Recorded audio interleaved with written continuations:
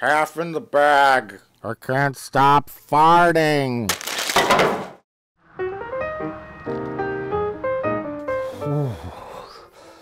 Oh, geez. I hope Mr. Plinkett gets his furnace fixed soon. We have another 36 weeks of winter left. What?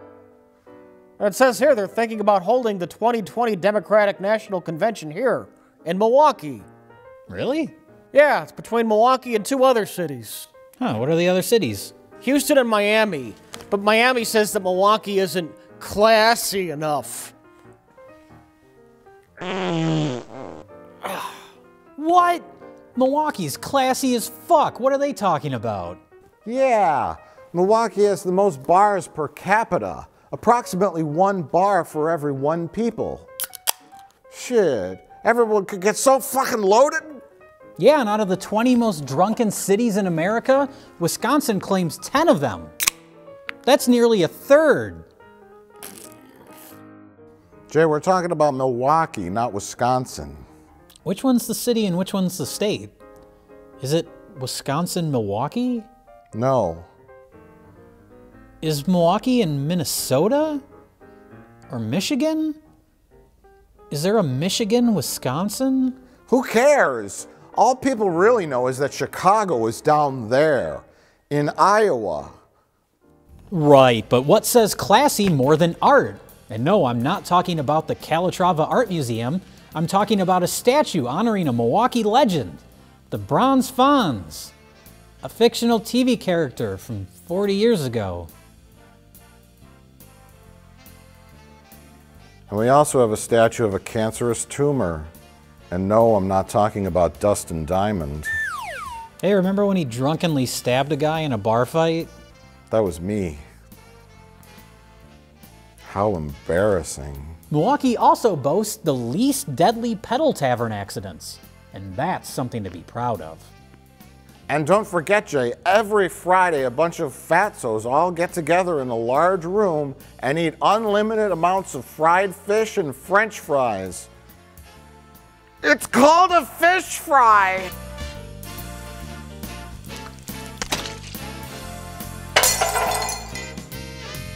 And Mike, what says class and sophistication more than calling a drinking fountain a bubbler? That's right, Jay. And Milwaukee's going green too. In fact, just last year we installed our very first solar panel. It's being used to light the open sign to the Walk Her In, Drag Her Out pub. That's a real place. We've also finally removed all the lead and cryptosporidium from our drinking water. Thankfully, the water still contains 5.6% alcohol. And after 9 months of a cold, miserable, sunless winter, Milwaukee sure knows how to party in the summertime. We have some of the best festivals around. That's right, Mike. Summerfest is the world's largest music festival. It lasts for 11 days, has 6,000 bands, and over 200 million people attend. In the evening, though, it turns into a literal nightmare world of drunken riots. Oh my God! And if Summerfest isn't enough drunk people, noise, and street vomiting for you, literally every day there is some kind of fucking festival going on.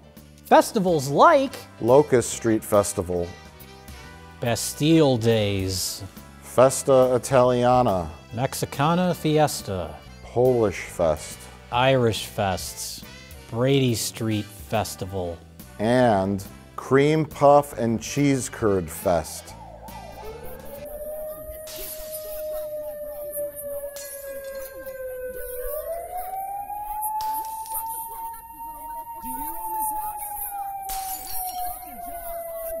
Like motorcycles? Well, Milwaukee is the home of Harley Davidson, and every August is the Milwaukee Rally, where over 600,000 motorcycles from all over the country come to Milwaukee to ride around and clog traffic and cause horrible accidents. One of the bikers struck a squad car. Milwaukee police say the bikers were driving fast and dangerously all across town. And rev all their engines. Who doesn't love the sound of 600,000 motorcycles constantly revving their engines? But Mike, let's talk about food. We all know that Milwaukee is famous for cheese and sausage, But we also have some of the finest chain restaurants in all the world. That's right, Jay. And let me show you an example of a plate from the chef de cuisine of one of Milwaukee's finest restaurants. This is pasta rings with red sauce, served with meat done 3 ways. Simply exquisite. And in terms of commerce, Milwaukee imports more sweatpants than anyone in the world, even Cleveland.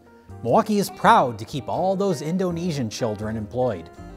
That's right, Jay. But sadly, one statistic I'm not proud of is that Milwaukee has some of the most disgusting and noisiest movie theaters in the whole world. Well, that's unfortunate. I just bought tickets to Captain Marvel. Oh. Oh, in fact, I think it starts in like 15 minutes. Oh shit, we better go.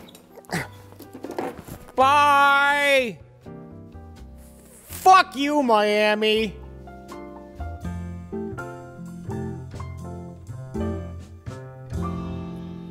Fuck you.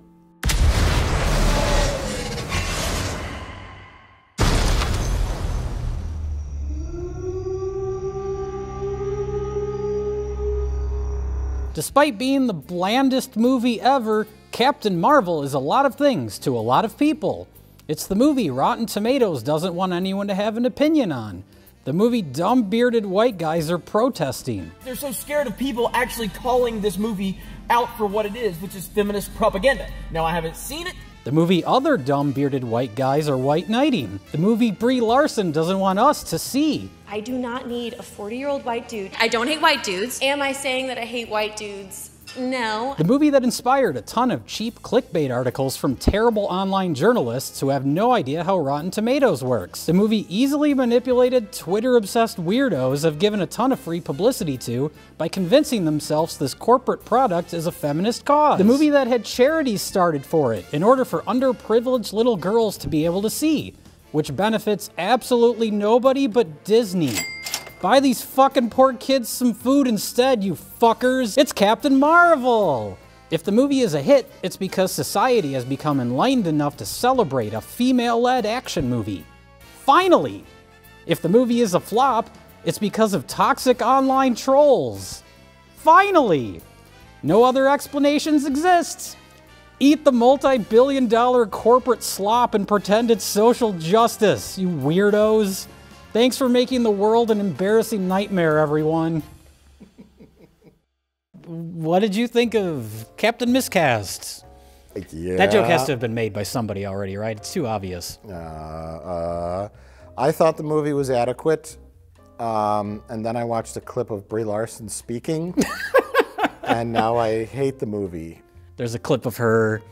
It's like, have you ever heard of the Wired autocomplete interviews where they take Google and they take the celebrity's name and be like, is Brie Larson? And then, you know, it gives you the autofill options. Yeah, sure.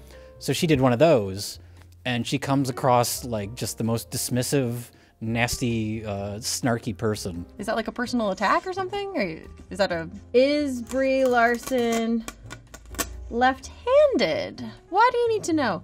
I'm actually right-handed, kind of ambidextrous, and I can't believe you even have to Google that, duh. I mean, why? And it comes across in her performance a little, and I don't know why, like... Sometimes she's bratty, sometimes she's a Tony Stark, kind of smart-alecky, you know, wiseacre that's cracking jokes. Congratulations, Agent Fury. You have finally asked a relevant question. Oh, congratulations to you, Star Force lady. Sometimes she's a confused alien.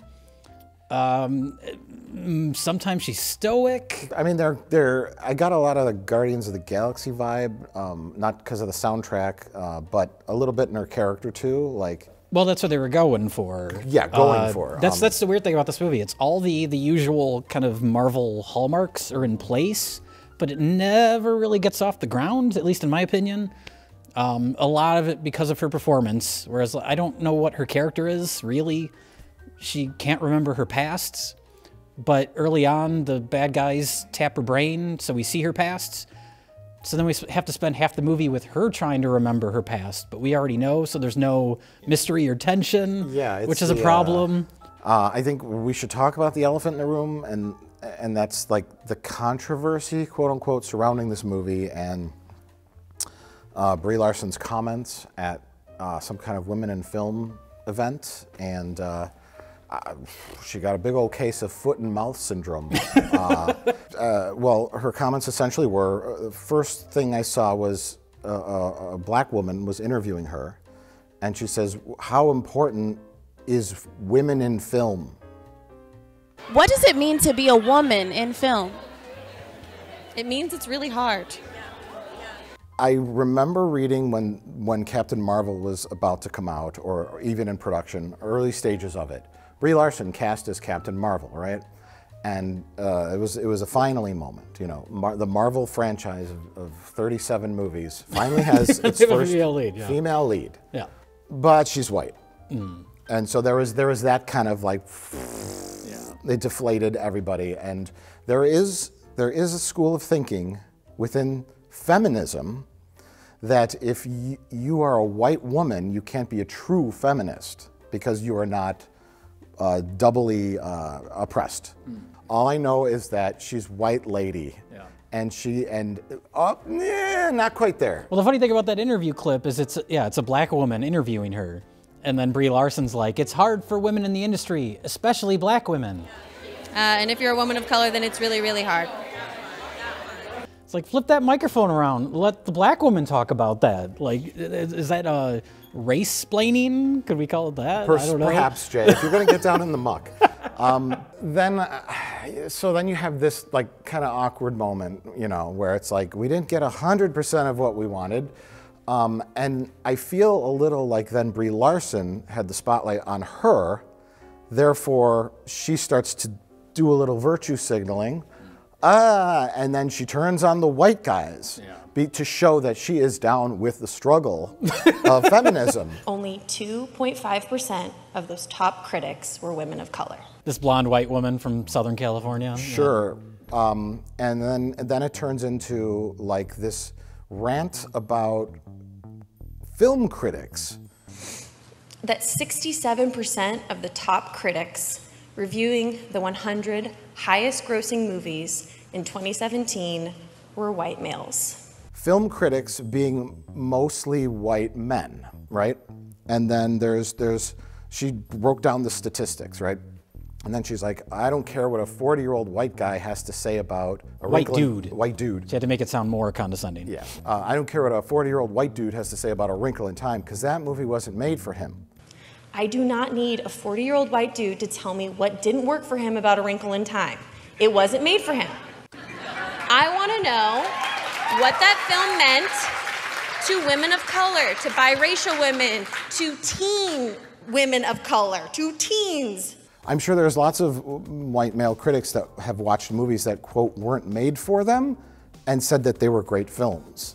Well, I think the kernel of what she was probably trying to say is a positive thing. But I think the way she expressed it was like the worst possible way. Sure. I watched a documentary recently called Horror Noir. It's only streaming on Shudder. We're not sponsored by Shudder, but it's a horror streaming service. It's a documentary about the history of African-American representation in horror, kind of framed from like Night of the Living Dead to Get Out. And so it's all interviewing, you know, black filmmakers, black actors.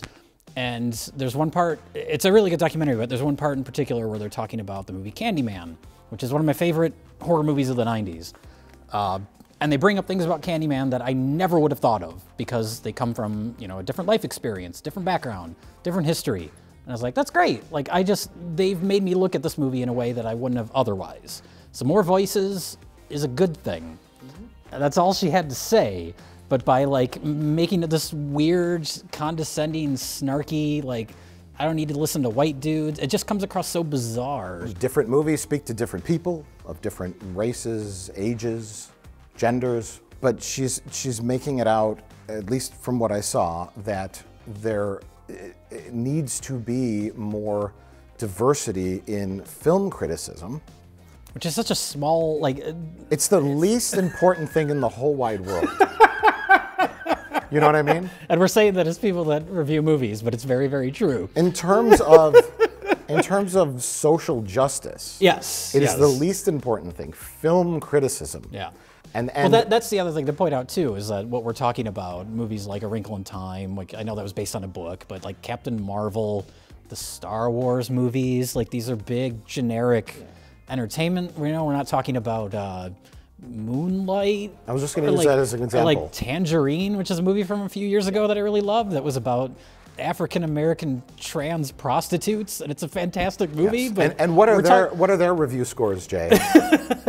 A movie about a black transgendered prostitute doesn't speak to a 40-year-old white man, but I could bet you dollars to donuts a whole bunch of 40-year-old white men gave that movie a good review. Her logic was comparing the demographics of film critics to the demographics of the population. This is a huge disconnect from the US population breakdown of 30% white men, 30% white women, 20% men of color, and 20% women of color. Final note on this, diversity, good. White dudes, bad. Well, that's the thing, is like, she made those comments and it blew up, and then you have the angry internet nerds that like have dwelled on it since. Like, I heard those comments as like, wow, she sounds like a dingbat. And then I moved on.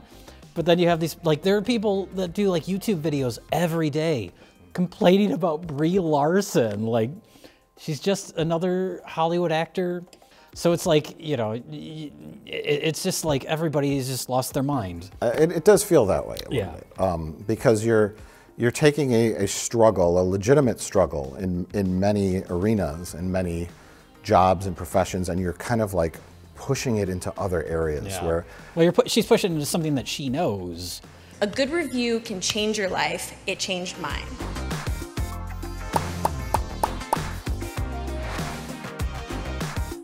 And that's like she was one of the people that was pushing for the kind of crowdfunding to pay for underprivileged little girls to go see Captain Marvel. This is the least important movie that's ever been made in the history of cinema. This is empowering if you have superhuman abilities and can fly into space. Captain Marvel only has power because she stood too close to an engine that exploded in her face, not because of feminism. Yeah. And so it's essentially a very bad message. Other people besides white dudes like Star Wars and would love the opportunity to do a set visit. Did you enjoy playing such a strong, heroic female character, and if so, why? Please welcome Callie Marie Tran, also known as Rose Tico. So I'm doing the rest of the cast today as well, and of course there's going to be some Star Wars fanboys that know everything about these films. Like, one of the most pleasurable things to sit there yesterday at the Skywalker Ranch and see you come on screen in your character. Thank you so much. Of General Hux, what's his relationship going into The Last Jedi with Kylo Ren? Is it really hard to kind of like be in this movie and not say anything? I mean, you're walking a really thin line here. First of all, congrats, you're in a Star Wars movie. This is insane. Right? Has the So novelty great. worn off yet? No. Good. It's amazing. We're in Star Wars. Yeah. We're in Star Wars. Hi, can you tell me a little bit about the movie? About your character in the movie? I can tell you a lot about my character in the movie. You say, I only know one truth. It's time for the Jedi to end. And I'm also saying I don't hate white dudes. I'm just saying we need to be conscious of our bias and do our part to make sure that everyone is in the room. There's a very easy way to say more diverse voice when it comes to criticism, film criticism, art criticism is a great thing, because then you get more perspectives and more point of view. Say, I just said it. Underrepresented people, women, go out and become film critics, because we need those voices too. I'm Brie Larson, and that's my statement. And then she walks backwards out of the room, right?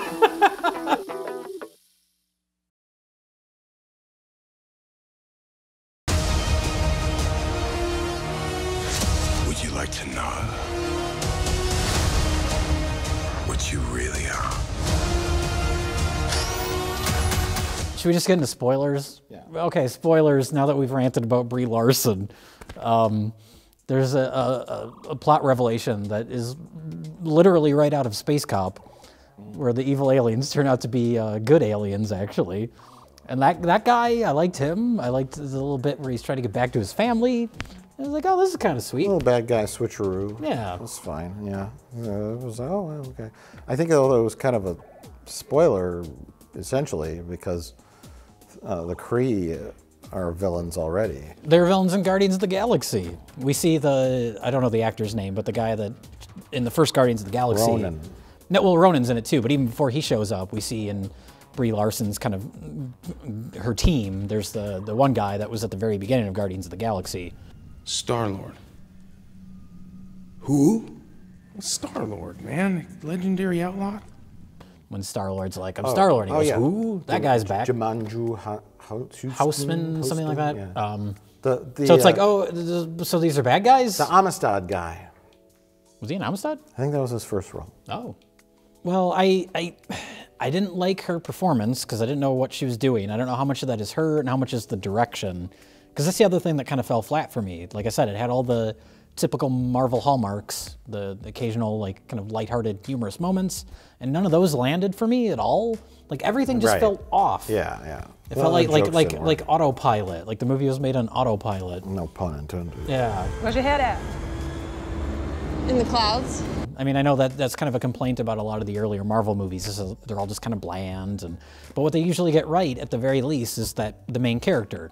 There's usually like Ant-Man, like that is the most forgettable movie ever. But you know, Paul Rudd's great as Ant-Man.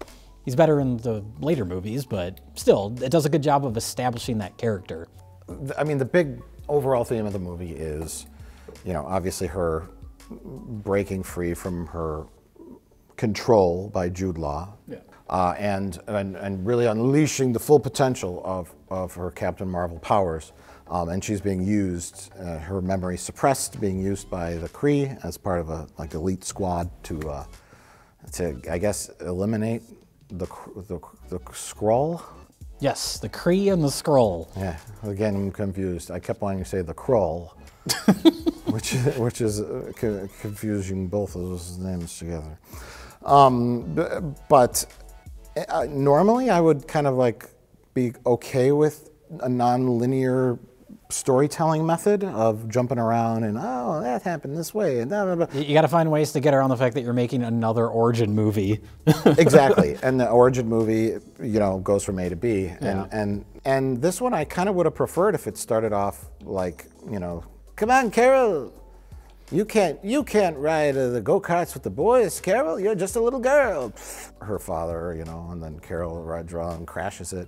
I told you not to ride the go-karts with the boys, and then her struggles in the Air Force. I mean, get to know the characters so you care about them? Yeah. I'm explaining all that, you know, like, hey, she's in the Air Force, they're in the bar, they're singing karaoke, and then that's all done in like, yeah. The one guy who's like, he's like, hey, lady, you can't fly with the big boys. The Iceman character, and you know, it's like, the struggle, and then the struggle, the harder it is, the more satisfying it is when it pays off. When sure. You have a little scene where, you know, she's flying against Iceman, and you know, you can't make Mach 1, you're just a girl, and then she's flying the plane, and I'm a man. You can't do better than me! And she cuts him off, and then he crashes into a manure truck. Why not? Sure. Carol did it! She beat him in the races just like she did in the thing. We brought in this special scientist lady. Her name's Annette Bening, and she's working on a secret project. And since you won that race, you attracted the attention of the higher-ups in the Air Force, and you're going to be the first female ever to fly this top secret test mission. I want to bring along my friend, Black Lady. Come on, because she's a darn good pilot too. Okay, bring along your friend, Black Lady, so that she knows how to fly the spaceship at the end of the film.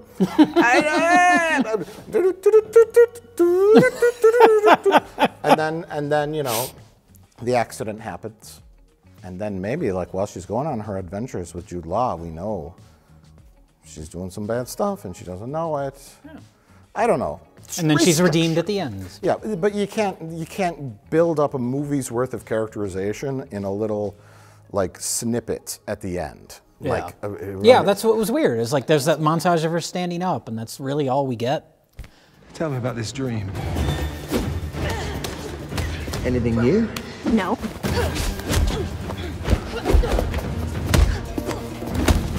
You have to let go of the past. I don't remember my past. It's causing you doubt, and doubt makes you vulnerable.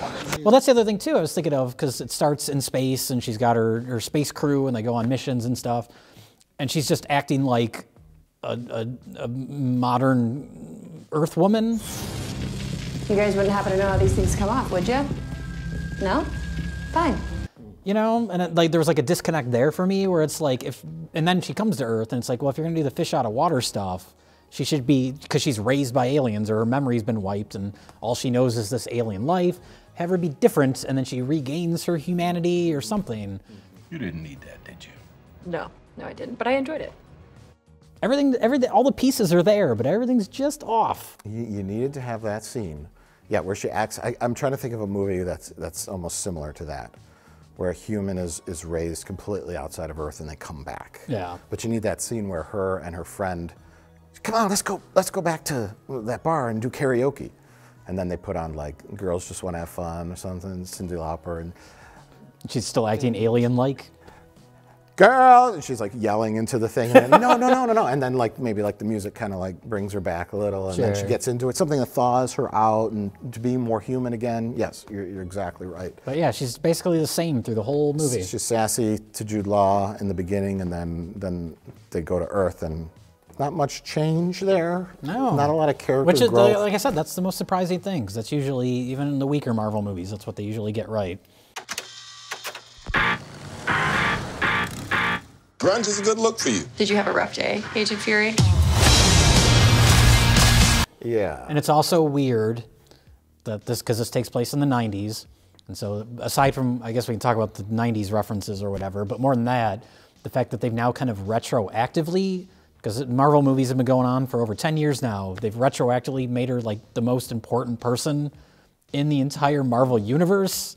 The Avengers is named after her. She's technically now the first Avenger. She's technically now the first Avenger. They got to retitle that. Get rid of that white dude! They got to retitle Captain America movie. This is what we learned from the film. How the Tesseract got to Earth. Which ties in with the first Avengers movie. Which is important. Not really. Inside the Tesseract is one of the Infinity Stones. Yes. So it's not important. It's a MacGuffin. It's a MacGuffin that fuels the plots of several films. Right. So it's how Nick Fury realized that space aliens are real and that we need an avenging team, Avengers. How Nick Fury got his eye patch. Nick Fury using a piece of Scotch tape to pull a fingerprint off from when the guy touched his badge, then using that on the doorknob, the control panel thing, was the most clever thing I've seen. And then Captain Marvel says, oh, I just blow the doors open with my laser hands. Yeah, and she could have done that the whole time, so her not doing that to help him out earlier just kind of makes her look inconsiderate. Yeah. She also steals a motorcycle early on. But Jay. Well, the guy was being a douche. He was being douchey. So it was okay. So it's okay to steal his vehicle. But then they're hanging out in the bar, and she shoots her laser fist at the jukebox. So she destroys private property. She destroys property. Without paying for it. Yeah. I think they're trying to make it like cute and funny, but it just, none of it works. It fell flat a little. Yeah, it all falls flat. But remember the 90s? They don't go too overboard with it. Early on, there's Blockbuster, and then there's Radio Shack, and then there's some songs, and it's like, oh no. But then they ease up. I think the tipping point was, no doubt, Just a Girl. That was cringy. That made my skin crawl. Yeah. And made my eyes roll back in my head. I mean, in the Guardians of the Galaxy movies, they use all sorts of pop songs, but sort of motivated by something. You got Peter Quill with his, his cassette play, his Walkman. He has an emotional connection to those songs because they remind him of his mom. And here, just No Doubt starts playing for no reason. I mean, I guess you can do that. Other movies use pop songs, but in that instance, if it was a action scene on Earth, maybe it'd be fine. But in that situation, it just seemed bizarre. If it was diegetic music, it was a weird choice. Well, it's just a girl, I'm just a girl. Oh, I get it. Yeah. Oh, I get it. There's a message there. I don't know if there was a message with Nirvana, Come As You Are. Maybe that's how she learns to be who she really is, come as you are. Is that like a personal attack or something? Or... I actually like shifted in my seat because I could feel Kurt Cobain rolling in his grave underneath me. Kurt Cobain was incinerated, Jay. Oh. And his ashes scattered to the wind after Courtney Love him.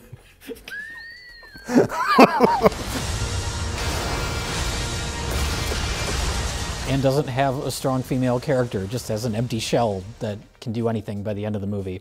It's my same problem with Superman. He's not interesting because he can do anything and he's completely impenetrable. Well, they made her, I mean, she'll be less interesting in the next film, I guess, but they made her powers sort of subdued a little. Well, yeah, you have to or you don't have a movie, but then at the end, she goes full force. Yeah, but that was the end, so I'm okay with that. I really don't care. I mean, like, this was the connective tissue between Avengers Infinity War and Avengers Endgame. Like, just to tell you who this super powerful Ultra being is that's going to come and help the Avengers stop Thanos, I guess, right? Yeah. I would prefer if the Avengers didn't have Captain Marvel and they just had to do it themselves. Their little ragtag group of mismatched characters and Rocket that we Raccoon. spent years developing. That's the other weird thing. Like I said, the idea that she's now like the center of the entire cinematic universe just by retconning. So then the idea that, yeah, she's going to come into Endgame, it feels like that should be kind of a closure to this kind of chapter of the Marvel movies. All these characters we've spent so long with. I think after this, like, Robert Downey Jr.'s out. I think Captain America's out.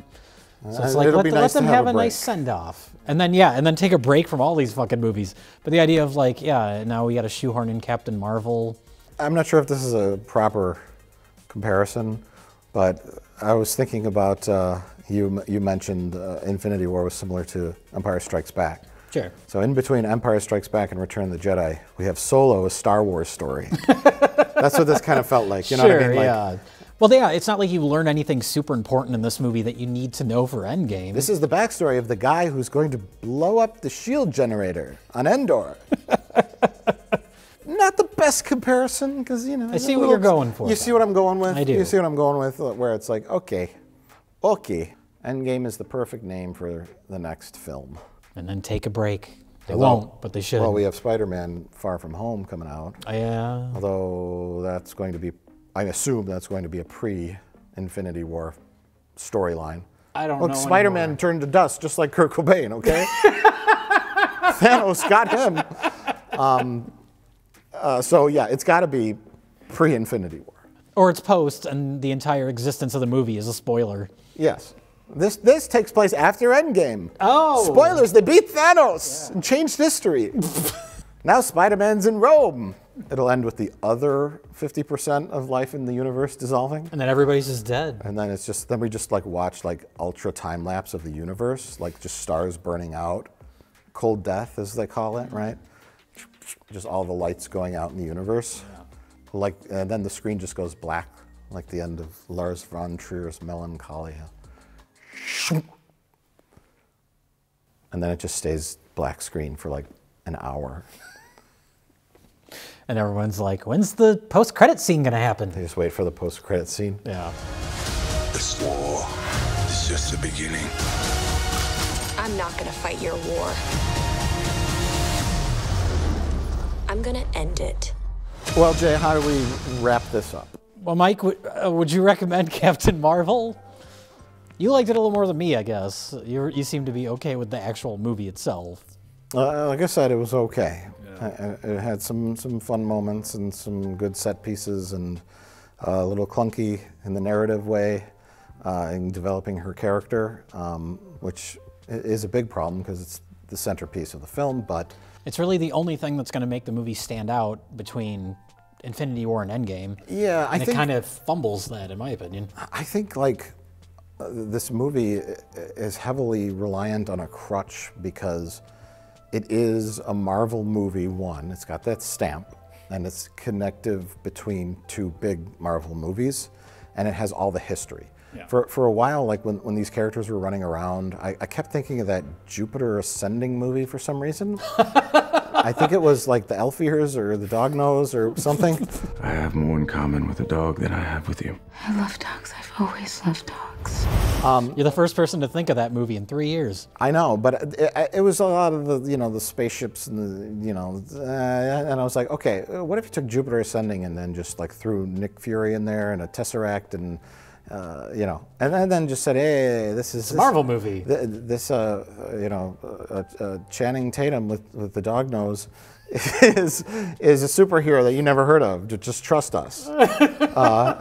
And then everyone would be like, this was great. An 89% Rotten Tomatoes score. Do you know what I mean? I kind of had that feeling like this, if completely removed from the Marvel universe, as a 100% standalone film. No other comic book movies were in existence, and they said, here's our science fiction film about a lady who stood too close to an engine that exploded in her face and then turned into a space laser. And then a cat ate a cube and had tentacles come out of its mouth. And everyone would be like, what the fuck is this? This is terrible. Well, that's why Marvel was smart to ease into the cosmic stuff. They didn't really go full into it until Guardians of the Galaxy. That had the benefit of having a really great writer behind it that could flesh it out and make it interesting. And knew how to handle the humor a little better. Yes. The tongue-in-cheek, fish out of water, fun, that kind of fun stuff that audiences can relate to. Yeah. I guess I would recommend Captain Marvel. Looking at it as a standalone film, no, but as a piece of the MCU puzzle, it's watchable. I'm just saying what I think. Sure. That's what I do. I say what I think. So Jay, would you recommend Captain Marvel? I'm gonna say no. I think this is the first Marvel movie I haven't recommended. It was just a whole lot of nothing. I was kind of bored just because, I mean, it moved at a decent enough pace, but I just wasn't engaged by anything. Did you find Sam Jackson to be more of a protagonist? I thought he was great in the movie. I guess we didn't mention him, but... Nick Fury just sort of pops in and out, but him as, like, when he first shows up, he's just like, I'm Agent Man. Yeah. I'm the very, very early stages of forming some kind of something, and what's going on? And then by the end of the movie, he's a changed man. Yeah. He truly has a character arc. Yeah, more so than the protagonist. Well, she learns that all she gotta do is pull that thing off. And then she become Laser Lady. I destroy the cosmos. I'm Laser Lady. So yeah, I'm a sure on Captain Marvel. It's not a resounding like recommendation, but it's a because then at least when you watch Endgame, you'll know who the fuck is showing up. Because that's what I'm really looking forward to, that final Avengers movie.